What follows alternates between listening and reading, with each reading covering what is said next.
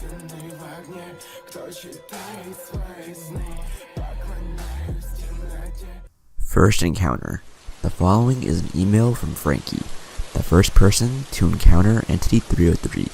That was supposed to go to Speed, the first person to ever speak about 303. Frankie's email has since been deleted. Email subject. Hi Speed, my name is Frankie. I'm a huge fan of Minecraft, and I've been playing for about 2 years now.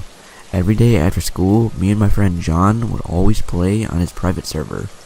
He was a bit of a noob at Minecraft, but since he was pretty rich, he decided to buy a private server so we could play multiplayer survival, along with my friends Vincent and Brady. One day we were all in a group Skype chat, and we were working on a huge survival city that we were in the process of building for at least 8 months. We were really proud with how it turned out. It was located in a desert, so we approximately named our city Dry Bones. All of a sudden, while we all went to grab supplies to finish the hotel that we were working on, John noticed something strange in the chat. The only plugins that we had on the server were essentials, along with some plugin that Brady found called Social Spy. Thanks to Social Spy, it seems that someone named player.number303 used the command /stop. Now John suffers from major anxiety. I've known him since preschool, and he's always been a really insecure person. So when he saw that a so-called non-existent player tried to shut down the server, he immediately thought it was a hacker. At first, I thought it was just a bug or something, and that he was being paranoid. But I reminded myself that this was a private server. I set up the plugins for him and such, and I kept his server whitelisted since he didn't know how. There was no way anyone could join except us. I checked the server control panel, and it showed we were the only ones on the server. I was getting a bit confused.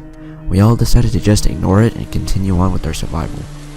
It's about 20 minutes in, and I'm walking with Vincent to the nearest forest to grab wood, which wasn't very near at all. All of a sudden we see a white figure in the distance of the desert. It appeared to be in the model of some type of ghostly figure, with what I could barely make out as red eyes. I quickly took a screenshot and ran after it. For some reason, Vincent's player just stood still. I assume it's just lag, but he's not even speaking on the Skype call. I check Skype and ask if he's still online. No answer. He's not even on the Skype call. By now, Brady is just ignoring us and concentrating on the hotel. And John is freaking out. I can hear the shakiness of his voice. Anyhow, I open up Minecraft again to see that the white figure disappeared, and Vincent disconnected from the server. I tried calling him on my phone, but no answer. It goes straight to voicemail. I tried texting him, but the texts don't deliver. John's getting worried, to the point where it sounds like he's about to cry. Brady isn't even listening to us. He's not aware of the situation at all. I finally get his attention, and he finally realizes how peculiar this problem is. He types to me and helps me search for the white figure. Now, John's hysterically crying, thinking that the hacker killed Vincent IRL or something. Suddenly, my screen starts glitching. It's not normal for Minecraft to bug out like that. It looked like it was corrupted or something. If that's not bad enough, the chat starts spamming object successfully summoned by player.number303. I look at the Skype chat and realize that someone has joined the call. It doesn't have a username, nor did we get any notification of someone added to the call. John's just watching this all happen. His voice is shaking, and I can hear him sniffling. Honestly, I was starting to get a little freaked out myself. Brady seemed to leave the call and disconnect from the server, possibly out of boredom. I'm trying to calm John down, but he simply repeats, "I can't take this. This is too much for me." The anonymous Skype caller finally puts facecam on. It's too dark to see anything. John gets too overwhelmed and leaves the call and server. I don't blame him. If he stayed any longer, he'd probably have a mental breakdown. It's just me and this anonymous player. I ask if there's anyone there. I hear a faint voice saying something like, Make a wish. It was faint, it sounded like a voice changer. I decided to switch on Minecraft to see if the player is there. The chat spams with file overload and red text along with make a wish in gray text. I suddenly get poisoned with the potion of blindness. I then lose my ability to move. I can't even turn off my computer or exit out of Minecraft. This player then runs up to me. They seem to have a ghostly skin on, with red eyes and a white parka. The chat then says one more thing. Make a wish and say goodbye to your friends. The Skype call drops and somehow exits out by itself, and the player runs up to me and hits me. For some reason, it makes that oof noise that used to exist in beta and earlier. My computer then shuts off. I try to turn it on, but to no avail. I try using my phone, but the internet is down. I wait about 3 hours before turning on my computer. The desktop wallpaper was changed to green coding, probably hex. I then realized that literally everything except the recycling bin was deleted from my PC. I turn off my computer and use my laptop. I tried calling John, but he didn't answer. The same goes with Brady and Vincent. I decided to just go to bed and go to school the next day to speak with John and the others the next day. I go to school the next morning and Brady is the only one to show up.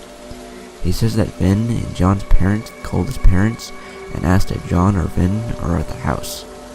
Apparently, they went missing. There was no sign of them, and the police came to their houses to check to see if there were any clues on where they were, but there were no results.